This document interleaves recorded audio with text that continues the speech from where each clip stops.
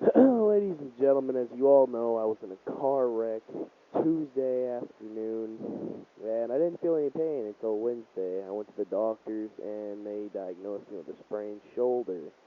As of right now, it is Thursday at 10 o'clock my time at night. Just got done watching TNA, and I can't type worth a damn without my shoulder hurting like a motherfucker. So, Michael Eaton, aka Sean Ripper, gave me a great idea to do the radio, or not do a radio show, do the results by voice. So that's what I'm going to do because my shoulder hurts. So, the very, very first match at Natural Destruction was the Superfly X Division title match in the Ultimate X match. In that match, there was a lot of key high-flying moments, and the biggest one was when all of the men were on the X,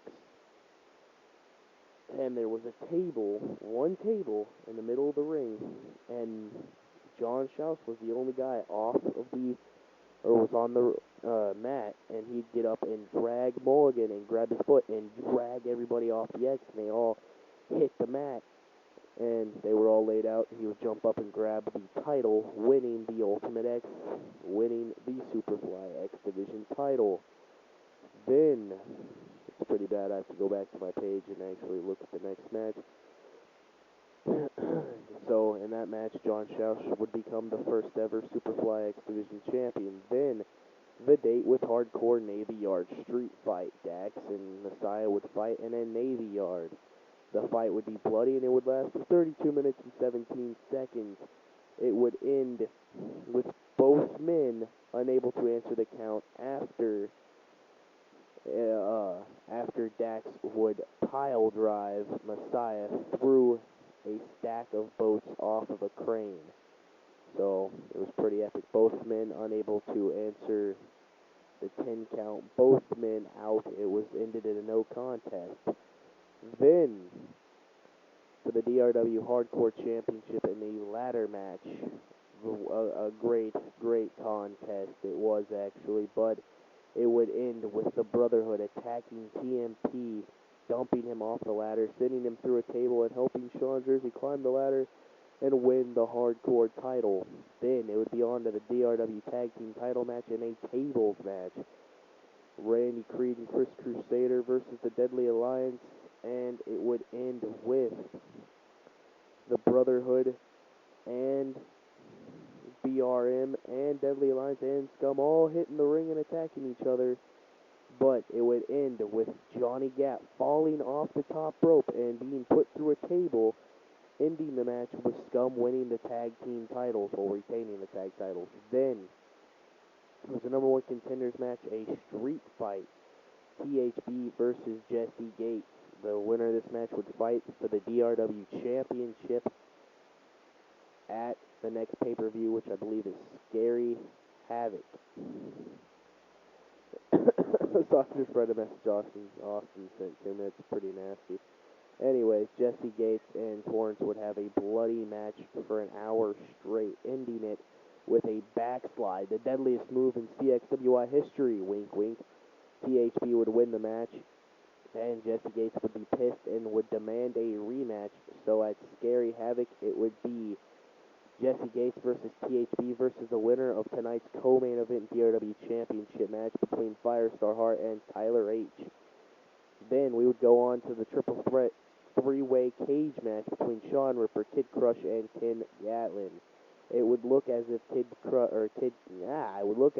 Gatlin and Sean Ripper would be working together the whole match. Then Ken Gatlin would pull out a ball-peen hammer as Sean Ripper was going for the pile driver on Kid Crush, and Ken Gatlin would smash the ball-peen hammer in the back of the head of Sean Ripper, and he would put Kid Crush on top of Sean Ripper for the 1, 2, 3, and watch as Kid Crush left the cage with the world title, and he would stand over Sean Ripper as the camera would go to the build-up of the co-main event.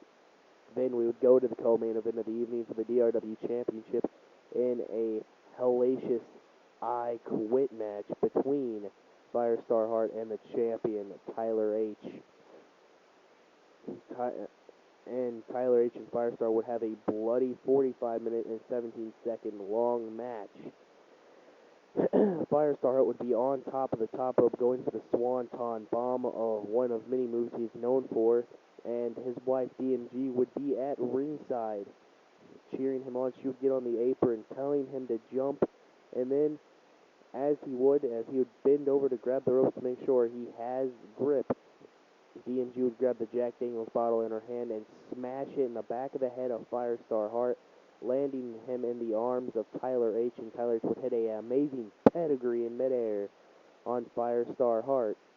And then Firestar Hart would be laid out, but he would never say I quit. So then Tyler H. would go and grab the barbed wire chair and put him in the crossface, pinning the chair against his face, and Firestar would say I quit, having Tyler H. retain the DRW championship.